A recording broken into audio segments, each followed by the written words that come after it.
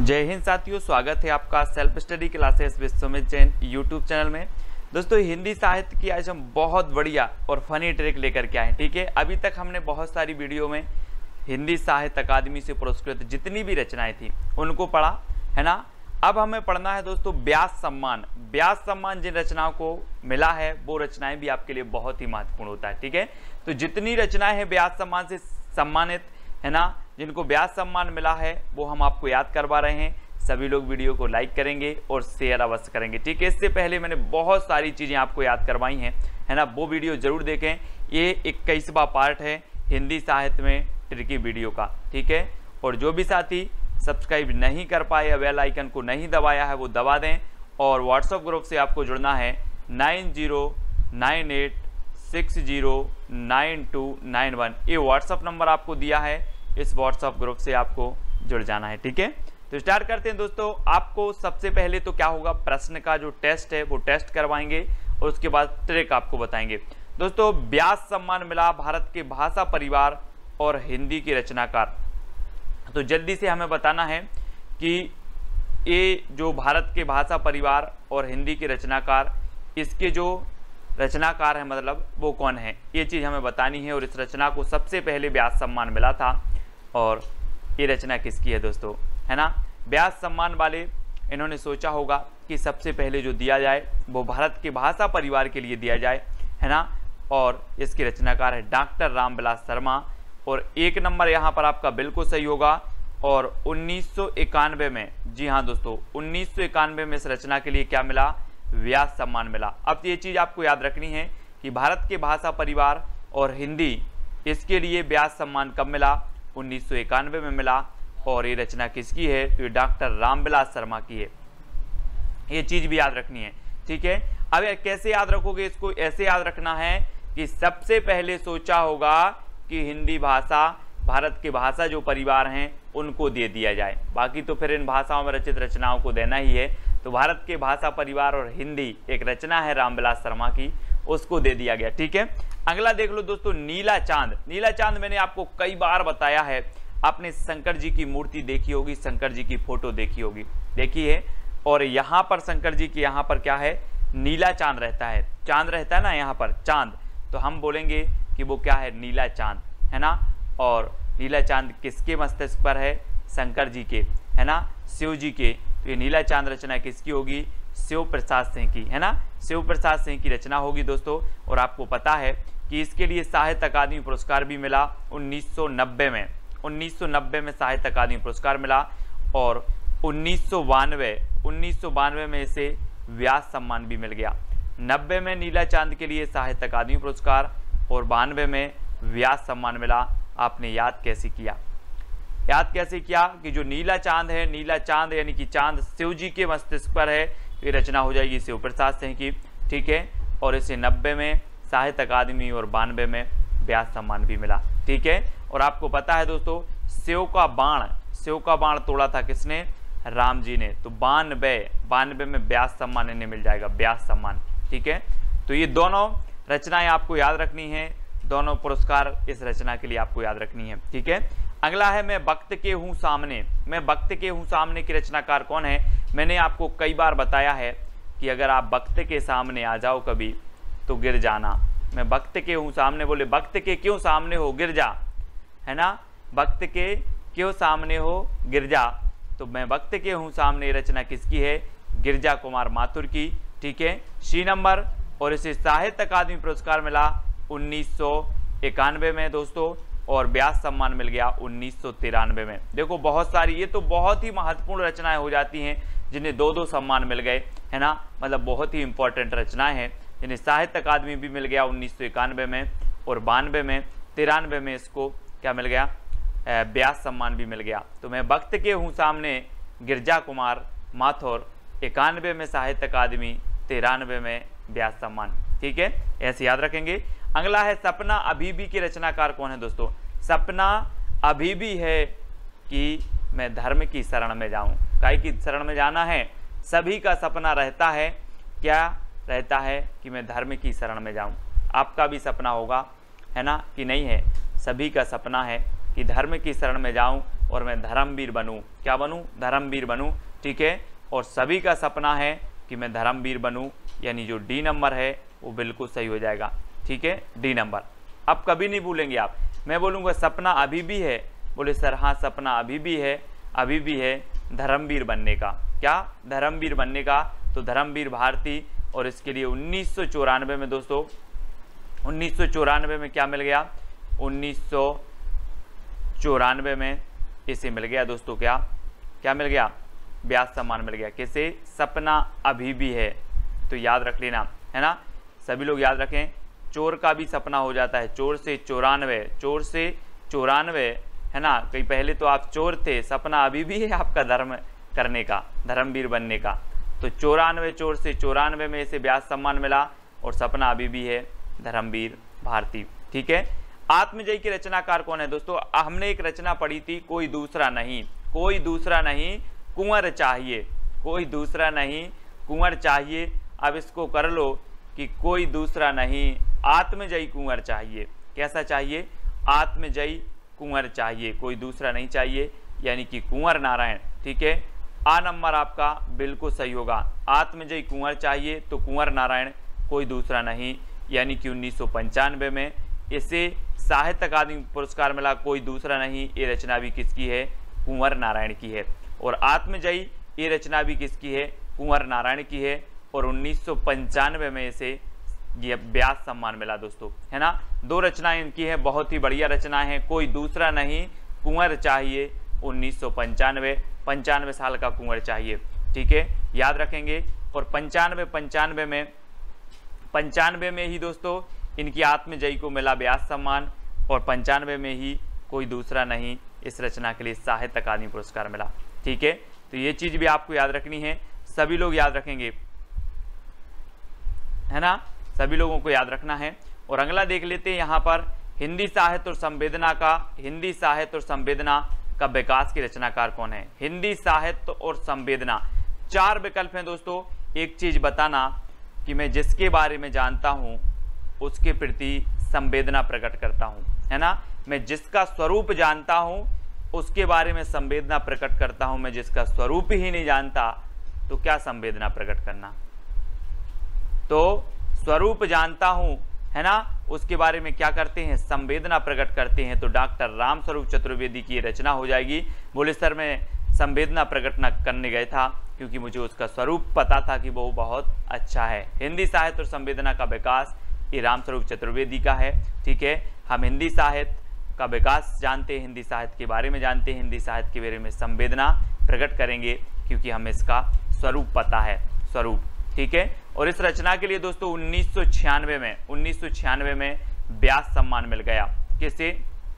हिंदी साहित्य और संवेदना के विकास के लिए। तो ये चीज आपको याद रखनी है। और दोस्तों उत्तर कबीर तथा अन्य कविताएं के रचनाकार कौन है? उत्तर कबीर तथा अन्य कविताएं, कुंवर नारायण, डॉक्टर रामस्वरूप चतुर्वेदी, डॉक्टर केदारनाथ सिंह या फिर गोविंद मिश्र। तो उत्तर कबीर तथा अन्य कविताएं के जो रचनाकार हैं वो हैं दोस्तों 1997 में से व्यास सम्मान मिला, और वो केदारनाथ से हैं। तो इसको याद रख लेना है ना। उत्तर कबीर तथा अन्य कविताएं, है ना, उत्तर कबीर तथा अन्य कविताएं। कैसे याद रखोगे? कबीर की बात आई है दोस्तों यहाँ पर, तो केदारनाथ में जब बाढ़ आई तो कबीर भी क्या गए? देखने गए। इस प्रकार से रख लेंगे, कबीर भी देखने गए थे। तो उत्तर कबीर तथा अन्य कविता रचना केदारनाथ सिंह की है।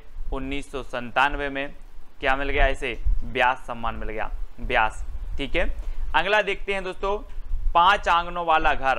5 आंगनों वाला घर की रचनाकार बताना है।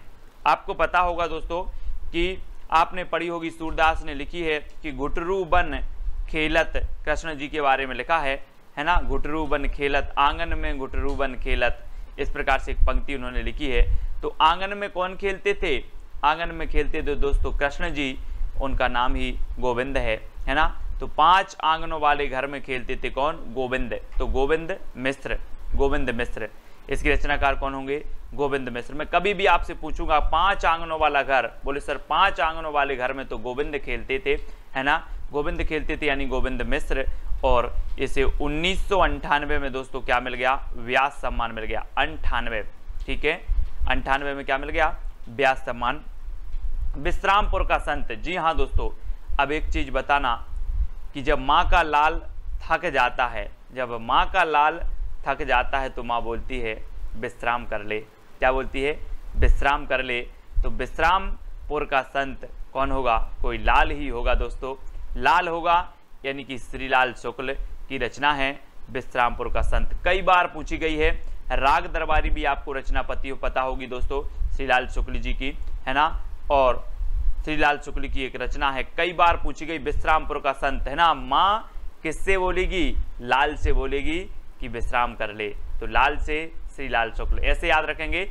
और दोस्तों 1999 में इसे व्यास सम्मान मिला, है ना, व्यास सम्मान मिला, ये चीज भी आपको याद रखनी है। और लाल विश्राम नहीं करता, बोले 99 का फेर है, मैं विश्राम नहीं करूंगा। क्या नहीं करूंगा, विश्राम, तो 99 का फेर है, याद रख लेना। और विश्रामपुर का संत श्रीलाल शुक्ल की रचना हो जाएगी, व्यास सम्मान 1999। पहला गिरमिटिया के रचनाकार कौन है, पहला गिरमिटिया, जी हाँ दोस्तों। अब दोस्तों याद रख लेना, 2 सेकंड में आप अपने उत्तर को तो बताना। यहां पर दिया है गिर, तो उत्तर में भी क्या आना चाहिए, गिर, है ना। तो ये देखो गिरिराज किशोर, गिरमिटिया, पहला गिरमिटिया गिरिराज किशोर, है ना। तो ये तो उत्तर में आपको गिरिराज किशोर समझ में आ गया।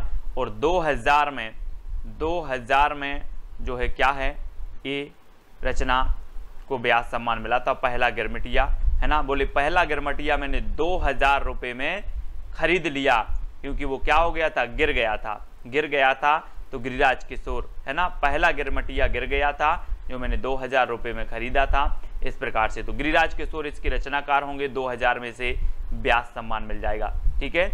अगला है दोस्तों आपका आलोचना का पक्ष के रचनाकार कौन है, आलोचना का पक्ष, इसके रचनाकार बताना है। कैलाश वाजपेयी, डॉक्टर रमेश चंद्र शाह, चित्रा मुदगल या फिर गिरिराज किशोर। तो आलोचना का पक्ष को आपका बिल्कुल सही आंसर होगा रमेश चंद्र शाह, जी हाँ दोस्तों, डॉक्टर रमेश चंद्र शाह इसके रचनाकार हैं। बहुत ही बढ़िया रचना है ना। और इसे 2001 में क्या मिला, 2001 में इसे दोस्तों व्यास सम्मान मिल गया, आलोचना का पक्ष, ठीक है। रमेश चंद्र शाह, ऐसे भी आपको याद रखना, शाह, ठीक है, रमेश चंद्र शाह, है ना, याद रखेंगे। अगला है दोस्तों पृथ्वी का कृष्ण पक्ष की रचनाकार कौन है, पृथ्वी का कृष्ण पक्ष। दोस्तों पृथ्वी पर चाहे कृष्ण पक्ष हो चाहे शुक्ल पक्ष हो, लेकिन शंकर जी ने तो अपना जो तपस्या की वो कहाँ पर की, कैलाश पर्वत पर।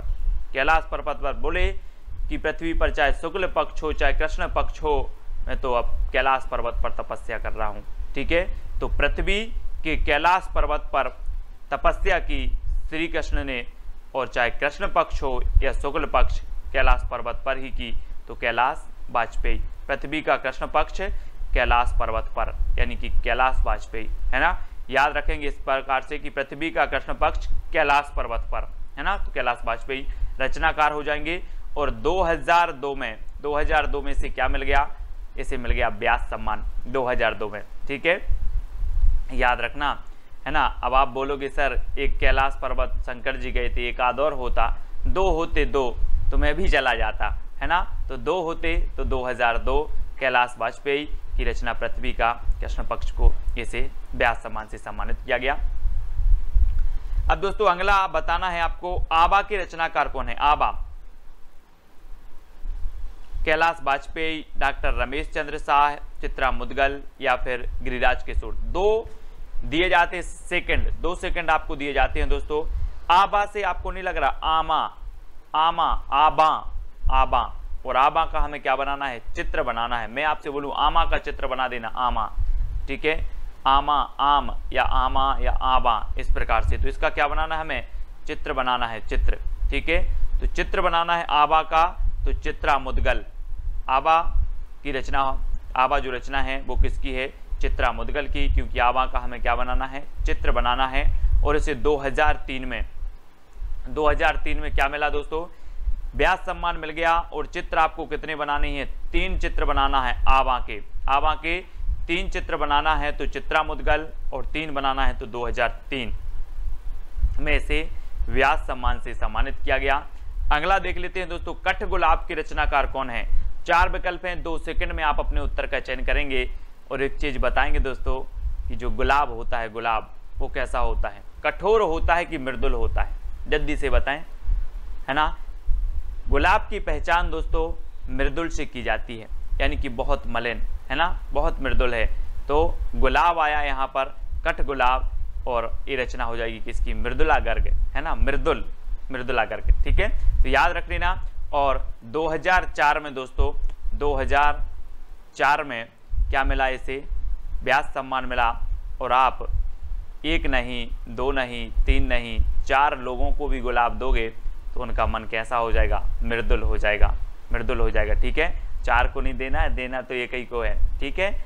लेकिन अगर आप 4 को गुलाब दोगे तो क्या हो जाएगा, मन मृदुल हो जाएगा। और 2004 में इसे व्यास सम्मान मिला। ऐसे भी याद रखना कि सर मैंने गुलाब दिया 4 लोगों को और 4 लोगों का मन मृदुल हो गया, ठीक है। तो 4 में मृदुला गर्ग की कठगुलाब रचना को कथा सतीसर, जी हाँ दोस्तों, कथा सतीसर की रचनाकार बताना है। और आपने सुना होगा दोस्तों, इतिहास में आप पढ़ते हो, हमने ऐसी कई चांद सी रानियों का, चांद सी चेहरे वाली रानियों का क्या सुनी है, सती होने की कथा सुनी है कि नहीं सुनी है, बिल्कुल सुनी है। अब आप नहीं बताएंगे कि नहीं सुनी। जौहर आपने सुनी होगी, सती हो गई बोले, है ना। ऐसी चांद सी रानी थी, क्या हो गई, सती हो गई, उनकी कथा आज हम सुनते हैं, है ना। तो कथा सतीसर, कथा सती की, कौन सी सती की, जिनके चेहरे चांद से थे, है ना, जो चांद से चेहरे वाली थी। तो चंद्रकांता, चंद्रकांता, है ना, याद रख लेंगे। कथा सतीसर के रचनाकार कौन होंगे, चंद्रकांता, है ना। सती बात आई, सती, तो अब सती भूल जाना, कैसी सती थी, चांद सी सती थी, चांद से चंद्र और कांता, ठीक है। इस प्रकार से याद रखेंगे। और 2005 में इसे मिल गया व्यास सम्मान, 2005 में, ठीक है। 5 में याद रखना। कविता का अर्थात के रचनाकार कौन है। कविता का अर्थात दोस्तों, एक चीज बताना, आप कविता पढ़ते हो, कविता पढ़ते हो, अगर कविता का अर्थ आपको पता चल जाए तो क्या होता है, कविता का अर्थ अगर पता चल जाए तो आनंद आ जाता है। कविता पढ़ने में तभी आनंद है जब कविता का अर्थ पता हो, ठीक है। तो कविता का अर्थ पता चल जाए तो क्या आ जाता है, परम आनंद आ जाता है। तो परमानंद श्रीवास्तव, परमानंद श्रीवास्तव बोले सर बहुत बढ़िया ट्रिक बताई आपने कि कविता का अर्थ पता चल जाए तो परम आनंद आ जाता है। तो परमानंद श्रीवास्तव। और इसे 2006 में, जी हाँ दोस्तों, 2006 में इसे क्या मिला, व्यास सम्मान मिला, ठीक है। तो ये याद रख लेना है और आपको पता करना है कि कविता का अर्थ परमानंद, ठीक है। अगला है समय सरगम की रचनाकार कौन है दोस्तों। समय को क्या बनाना है, हमें सरगम बनाना है दोस्तों। समय एक सा नहीं होता, समय को सरगम बनाना है। कैसे बनेगा, समय सरगम की रचनाकार बताना। यहाँ पर 2 सेकंड में आपका समय है। और दोस्तों अगर आपके साथ कृष्ण आ जाएं, आपके साथ कृष्ण आ जाएं तो आपका समय क्या होगा, सामान्य नहीं रहेगा, सरगम बन जाएगा। कैसा बन जाएगा, सरगम बन जाएगा। अगर आपके साथ कृष्ण आ जाएं तो आपका समय सरगम बन जाएगा। तो कृष्णा सूक्ति की रचना है कौन सी, समय सरगम। समय सरगम याद रख लेना। अब आप कभी नहीं भूलोगे, आपसे पूछा जाएगा कि समय सरगम की रचनाकार कौन है, बोले समय को सरगम बनाना है तो कृष्ण की जयकार करो, है ना, कृष्ण के दरबार में जाओ, कृष्ण की शरण में जाओ। तो इस प्रकार से कृष्णा सोपती जी की ये रचना है। और इसे 2007 में, जी हाँ दोस्तों, 2007 में व्यास सम्मान मिला। इसलिए कृष्ण को साथ में लेकर चलना है, कृष्ण के साथ में चलना है, ठीक है। याद रख लेना, कृष्ण को मन में साथ में रखना है। तो साथ में रखना है तो साथ में इसे व्यास सम्मान भी मिल जाता है, ठीक है। अगला है एक कहानी यह भी। एक कहानी यह भी की रचनाकार कौन है। मैंने आपको याद करवाया था दोस्तों कि कोई भंडारे में जाता है, आप लगे भंडारे होते हैं, भंडारे में अगर कुछ हो गया, लड़ाई हो गई तो बोले एक कहानी यह भी बन गई। अब एक कहानी यह भी काय में, भंडारे में, एक कहानी यह भी भंडारे में। तो मन्नू भंडारी की रचना है कौन सी, एक कहानी यह भी, यानी कि आपका जो विकल्प नंबर सी है वो बिल्कुल सही हो जाएगा। और 2008 में इसे व्यास सम्मान मिला, है ना। और आपका कोई 8 साल का बच्चा भंडारे में जाता है और लड़ाई हो जाती है तो एक कहानी यह भी, याद रखेंगे, आप कभी नहीं भूलोगे। आप एक कहानी है भी मन्नू भंडारी। दोस्तों आपको बताना, इन्हीं हथियारों से मैंने आपको याद करवाई थी, इसे साहित्य अकादमी पुरस्कार भी मिला है इस रचना के लिए। आपको बताना ये किसकी रचना है। 2 सेकंड दिए जाते हैं और मैं आपको ट्रिक बताता हूं। इन्हीं हथियारों से, अब यहां पर कर दूं, इन्हीं हाथों से, इन्हीं हाथों से हमें क्या होना है, अमर हो जाना है। इन्हीं हाथों से अमर हो जाना है। तो इन्हीं हथियारों से या हाथों से जो रचना होगी वो किसकी होगी, अमर हो जाना है तो अमरकांत की। ठीक है, अमरकांत, यानी आपका डी नंबर बिल्कुल सही होगा। और दोस्तों 2007 में इसे साहित्य अकादमी पुरस्कार मिला और 2009 में इसे व्यास सम्मान भी मिला। बहुत ही बढ़िया रचना है, कई बार पूछी गई है ना। आपसे पूछा जाएगा इन्हीं हथियारों से, बोले हाँ इन्हीं हाथों से, हथियारों से हमें अमर हो जाना है, अमर। ठीक है, और दोस्तों 7 में साहित्य अकादमी और 9 में व्यास सम्मान इसे मिला है इन्हीं हथियारों से। ठीक है, फिर भी कुछ रह जाएगा, फिर भी कुछ रह जाएगा, कहाँ पर, इस विश्व में फिर भी कुछ रह जाएगा। कोरोना चल रहा है दोस्तों, फिर भी कुछ रह जाएगा, है विश्व में, आपको क्या लग रहा है, फिर भी कुछ रह जाएगा, कहाँ पर, विश्व में, विश्व में तो विश्वनाथ तिवारी, विश्वनाथ तिवारी, ये नंबर आपका बिल्कुल सही होगा, फिर भी कुछ रह जाएगा विश्व में। और 2010 में इसे सम्मान मिला है, कौन सा, व्यास सम्मान। विश्व में फिर भी कुछ रह जाएगा, ऐसे कर लेंगे, विश्व में फिर भी कुछ रह जाएगा, 2010 व्यास सम्मान। ठीक है, आम के पत्ते के रचनाकार तो कौन है दोस्तों, आम के पत्ते, आम के पत्ते बताना है इसके रचनाकार कौन है। और 4 विकल्प हैं। और आपने देखा होगा दोस्तों, जब कथा होती ना, कथा होती है, राम कथा हो रही, बोले राम कथा हो रही है, और आप देखते हैं दरबार में आम के पत्ते लगाते इस प्रकार से माला बना के, है ना। आम के पत्ते भी सोचते हैं कहीं राम के दरस हो जाएं, है ना, क्या सोचते हैं, आम के पत्ते भी सोचते हैं राम के दरस हो जाएं। तो आम के पत्ते के रचनाकार कौन होंगे, रामदरस मिश्र। रामदरस मिश्र, यानी कि जो आपका वी नंबर है वो बिल्कुल सही हो जाएगा, है ना। आम के पत्ते क्या कल्पना करते हैं, राम के दरस हो जाएं। दोस्तों ये चीज़ आप कभी को मिल जाए, बोले आम के पत्ते करते हैं, तो कभी कल्पनात्मक कहानी बना के, कविता बना के आपको पेश कर देगा। तो आम के पत्ते क्या सोचते हैं, राम के दरस मिल जाएं। और 2011 में इसे व्यास सम्मान मिल गया आम के पत्ते के लिए। बहुत ही बढ़िया रचना है, कई बार पूछी भी गई है। अगला है ना भूतो ना भविष्यति। हम बोलते ना कि ना भूत में हुआ है ना भविष्य में होगा, वैसा हो गया है, ना भूतो ना भविष्यत की रचनाकार कौन होंगे। तो 4 विकल्प हैं दोस्तों, और आपका बिल्कुल सही आंसर होगा नरेंद्र कोहली, है ना। कोहली क्रिकेट टीम के हैं, कप्तान हैं, और इन्होंने ऐसा कर दिया कि ना भूत में हुआ और ना भविष्य में, है ना भूतो ना भविष्यत। बोले इंडिया टीम को ऐसा कप्तान ना भूत में मिला ना भविष्य में, तो ना भूतो ना भविष्यत, ये कौन हो जाएंगे, नरेंद्र कोहली। कोहली याद रख लेना, कोहली, नरेंद्र कोहली इसके रचनाकार हैं। और 2012 में क्या मिल गया, साहित्य इन्हें व्यास सम्मान मिल गया, ना भूतो ना भविष्यत, 2012 नरेंद्र कोहली। ठीक है, इस प्रकार से। और दोस्तों आपको बताना भी है कि सर ये वाली ट्रिक अच्छी लगी। लास्ट में मैं आपको एक चैलेंज प्रश्न देता हूं, उसके साथ ही आपको ट्रिक भी बतानी होती है कि कौन सी ट्रिक आपको सबसे अच्छी, सबसे फनी लगी। ठीक है, व्योमकेश दरवेश के रचनाकार कौन है दोस्तों। हिंदी साहित्य वाले स्टूडेंट हैं तो पर्यायवाची शब्द सभी को आते हैं लगभग। अब यहाँ पर देखो कि व्योम, व्योम मतलब क्या होता है, आकाश। व्योम मतलब होता है आकाश। और दोस्तों एक चीज बताना कि जो ये आकाश है हमारे भारत में बस है कि अमेरिका में भी है, सब जगह है ना पूरे विश्व में, कि नहीं बोले अमेरिका में नहीं है सर आकाश, तो भारत में बस है, पूरे विश्व में आकाश है। और व्योम मतलब होता है आकाश, तो व्योमकेश दरवेश ये रचना किसकी होगी, व्योमकेश दरवेश ये रचना बतानी है, और ये रचना होगी विश्वनाथ त्रिपाठी की, है ना। विश्व में क्या है, व्योम फैला है, व्योम यानी कि आकाश फैला है, तो विश्वनाथ त्रिपाठी इसके रचनाकार होंगे। और 2013 में क्या है, इसे व्यास सम्मान मिला है। ठीक है, व्यास सम्मान तो याद रख लेना है। और 13 व्यास पूछ लेना आकाश से कि 13 व्यास कितना है, 13 व्यास कितना है, क्योंकि आकाश है दोस्तों, आकाश, और इसका ये व्यास देखना है। यहाँ से आप लेते हो यहाँ तक त्रिज्या, और जब ये यहाँ तक पहुँच जाते तो इसे व्यास कहते, व्यास। और इसे पूछ लेना कि 13 व्यास क्या है, 13 से 2013 और व्यास सम्मान मिल गया व्योमकेश दरवेश को। विश्वनाथ त्रिपाठी इसके रचनाकार हैं। ठीक है, प्रेमचंद्र की कहानियों का काल क्रमानुसार अध्ययन के रचनाकार कौन है? दोस्तों बहुत सारे किशोर बोलते हैं, बहुत सारे किशोर बोलते हैं कि सर प्रेमचंद की कहानियों का क्रमबद्ध अध्ययन करवाओ, क्रमबद्ध अध्ययन करवाओ, बहुत सारे किशोर बोलते हैं। तो कौन होंगे प्रेमचंद की कहानियों का काल क्रमानुसार अध्ययन? कौन होंगे रचनाकार?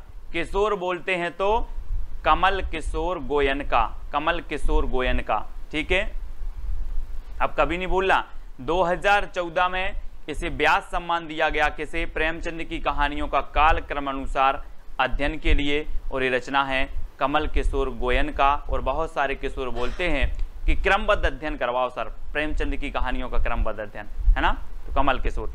अगला है क्षमा के रचनाकार कौन है? दोस्तों 4 विकल्प हैं। और दोस्तों आपको पता होगा, शायद आपने जैन धर्म पढ़ा होगा, जैन धर्म में एक धर्म होता है क्षमा धर्म, क्षमा धर्म होता है ना। कहते हैं कि क्षमा धर्म सबसे बड़ा धर्म है, और क्षमा कौन से धर्म में होता है? जैन धर्म में होता है। तो अब क्षमा धर्म का पालन कोई जैन ही करेगा, तो सुनीता जैन, है ना, ये रचना है सुनीता जैन की, और एक खंड काव्य है, ये चीज़ भी याद रखनी। और 2015 में क्या मिला? इसे ज्ञान व्यास सम्मान मिल गया। तो आप कभी नहीं भूलना, मैंने बोला क्षमा, तो आप देख लेना कि क्षमा तो जैन धर्म का एक धर्म है ना, तो याद रख लेना। और जैन का है तो सुनीता जैन की ये रचना है, एक खंड काव्य है, 2015 में जैसे व्यास सम्मान मिला। ठीक है, अगला है काटना समी का वृक्ष पद्म पंखुड़ी की धार से, काटना समी का वृक्ष पद्म पंखुड़ी की धार से, इसके रचनाकार कौन है दोस्तों? तो याद रख लेना है। अब यहां से एक चीज कर देना, काटना समी का स्वर, काटना समी का सुर पद्म पंखुड़ी की धार से, ऐसे याद करना है। काटना समी का सुर पंखुड़ी की धार से, काटना समी का सुर पंखुड़ी की धार से, तो सुर से हो जाएंगे आपके सुरेंद्र वर्मा, है ना। काटना समी का सुर पंखुड़ी की धार से, तो सुर से क्या हो जाएगा? सुरेंद्र वर्मा की रचना है। और इसे 2016 में कौन सा सम्मान मिला? व्यास सम्मान मिला। ठीक है, याद रख लेना। कैसे याद रख लोगे? काटना समी का सुर पंखुड़ी की धार से, समी का सुर, सुर से सुरेंद्र वर्मा। ठीक है, अगला देखते हैं दोस्तों, दुखम सुखम की रचनाकार कौन है? दुखम सुखम की रचनाकार बताना है। और 4 विकल्प हैं, बहुत ही बढ़िया रचना है, कई बार पूछी गई है। और दोस्तों इसका सही उत्तर क्या हो जाएगा आपको कमेंट में लिखना है। और मैं एक बहुत अच्छी चीज़ आपको बता रहा हूँ कि जिसको माँ की ममता मिल जाए, जिसको माँ की ममता मिल जाए, उसके सारे दुखम सुखम में बदल जाते हैं। क्या हो जाते हैं? जिसको माँ की ममता मिल जाए, उसके दुखम सुखम में बदल जाते हैं। अब याद रख लेना, अब आप कभी नहीं भूलोगे, है ना। बोले माँ की ममता अगर मिल जाए तो दुखम सुखम में बदल जाते हैं, सुखम में। तो याद रख लेना, ममता कालिया, ममता कालिया इसके रचनाकार हैं, यानी आ नंबर आपका बिल्कुल सही हो जाएगा। और 2017 में जो है इसे मिला दोस्तों व्यास सम्मान। कब मिला? 2017 में। ठीक है, तो याद रख लेना, किसी किसी को दोस्तों बोले बचपन से बिछड़ गए और 17 साल के हुए तब माँ की ममता मिली, है ना। 17 साल के हुए तो 2017 में व्यास सम्मान मिला। और ये तो बहुत बढ़िया ट्रिक है ना, कि माँ की ममता मिल जाए तो सारे दुखम सुखम में बदल जाते। तो दुखम सुखम रचना ममता कालिया। ठीक है, जितने लोग उतने प्रेम की रचनाकार कौन है दोस्तों? जितने लोग उतने प्रेम करते हैं, है ना, ऐसे याद कर लो, है ना। कैसे याद करोगे? जितने लोग उतने प्रेम करते हैं। और कैसे करते हैं? जुगाड़ से करते हैं। कैसे करते? जुगाड़ से। तो लीलाधर जगूड़ी, लीलाधर जगूड़ी याद रख लेना, जितने लोग उतने लोग प्रेम करते हैं। कैसे? जुगाड़ से। तो लीलाधर जगूड़ी। ठीक है, बी नंबर आपका बिल्कुल सही हो जाएगा, बी नंबर लीलाधर जगूड़ी आपका सही है। आप कभी भी पूछा जाएगा आपसे कि जितने लोग उतने प्रेम, जितने लोग उतने प्रेम करते हैं जुगाड़ से, यानी कि बी नंबर आपका सही होगा। और 2018 में इसे क्या मिला? व्यास सम्मान मिल गया। ठीक है, व्यास सम्मान मिल गया। और अगली रचना है कागज की नाव के रचनाकार कौन है दोस्तों? बचपन में आपने बहुत कागज की नाव, है ना, पानी गिरा और आपने कागज की नाव बनाई और निकाल दी। बहुत चलाई है कागज की नाव, है ना। और कागज की नाव की रचनाकार अब यहाँ पर पूछ लिया गया है। तो दोस्तों कागज की नाव के जो सिरा होते हैं यहाँ पर एक सिरा ए और एक सिरा ए, देखो इस सिरा बहुत बढ़िया होते हैं दोस्तों सिरा, और जब कागज की नाव निकलती है तो ना उसका सिरा होता है कि कहाँ पहुँचती है, वो कोई सिरा नहीं, ना सिरा, बोले ना सिरा, है ना, ना सिरा। तो याद रख लेना कागज की नाव का ना सिरा, नासिरा शर्मा की रचना है कागज की नाव, और इसे 2019 में दोस्तों क्या मिला, व्यास सम्मान मिल गया। तो याद रख लेना 2019 में व्यास सम्मान किसे मिला, तो बता देना कागज की नाव को, और ये रचना है नासिरा शर्मा की। ठीक है, अब दोस्तों यहाँ पर आपके जो व्यास सम्मान है वो कंप्लीट होते हैं, व्यास सम्मान जितने भी व्यास सम्मान से सम्मानित रचनाएं हैं। अब आपको बताना है कि सुमित्रा नंदन पंत की जो चिदंबरा रचना है, इसके लिए तो हमने पिछली वीडियो में भी पूछ लिया था ज्ञानपीठ पुरस्कार। ठीक है, लेकिन अब हम नेक्स्ट आपसे पूछ लेते हैं कि कलाधर किसका उपनाम है। कलाधर बताना है, कलाधर किसका उपनाम है। आपके पास 4 विकल्प हैं, सुमित्रा नंदन पंत, दूसरा है आपका निराला, तीसरा है जयशंकर प्रसाद और चौथा है नागार्जुन। ठीक है, ये 4 विकल्प में से आपको बताना है कि कलाधर उपनाम किसका है। सभी लोग इस चैलेंज प्रश्न का उत्तर बताएंगे, और इस सुमित्रा नंदन की चिदंबरा का भी आपको बताना है, फिर से इसका भी बताएंगे कि कब इसे जो है ज्ञानपीठ पुरस्कार मिला, 72 में किसे मिला, 78 में किसे मिला, 82 में किसे मिला, ये भी आपको बतानी है। और कलाधर उपनाम किसका था ये भी आपको बतानी है। ठीक है, तो आपको बताना है दोस्तों कि सबसे अच्छी ट्रिक कौन सी लगी। ठीक है, आपको कमेंट में लिख के बताना है, और कितनी चीज़ें आपको याद हुई, कितने % आपको याद हुआ इन ट्रिकों से, क्योंकि जो आपकी ज्ञानपीठ पुरस्कार से सम्मानित रचनाएं, साहित्य अकादमी पुरस्कार से सम्मानित रचनाएं, सरस्वती पुरस्कार से सम्मानित, व्यास सम्मान से पुरस्कृत जो रचनाएं होती हैं वो सबसे इंपॉर्टेंट रचनाएं होती हैं, अधिकांश रचनाएं वो ही पूछी जाती हैं। ठीक है, इनको हमें अच्छे से पढ़ना है, रटना है। ठीक है, और दोस्तों जो भी साथी व्हाट्सएप ग्रुप से नहीं जुड़े हैं वो 9098609291 ये नंबर है, इस पर आप SMS करेंगे, MSG करेंगे तो आपको क्या मिल जाएगी, लिंक मिल जाएगी व्हाट्सएप ग्रुप की। और दोस्तों अपना एक टेलीग्राम ग्रुप है IAS स्टडी ट्रिक। ठीक है, आपको सर्च कर लेना है टेलीग्राम में और ज्वाइन हो जाना है। वीडियो अच्छा लगा हो तो लाइक करके कमेंट में बता देना, और प्रोत्साहन के 2 शब्द भी आप लिख देना। ठीक है, वीडियो को लाइक और शेयर अवश्य करना। आज के वीडियो के लिए बस इतना ही। जय हिंद।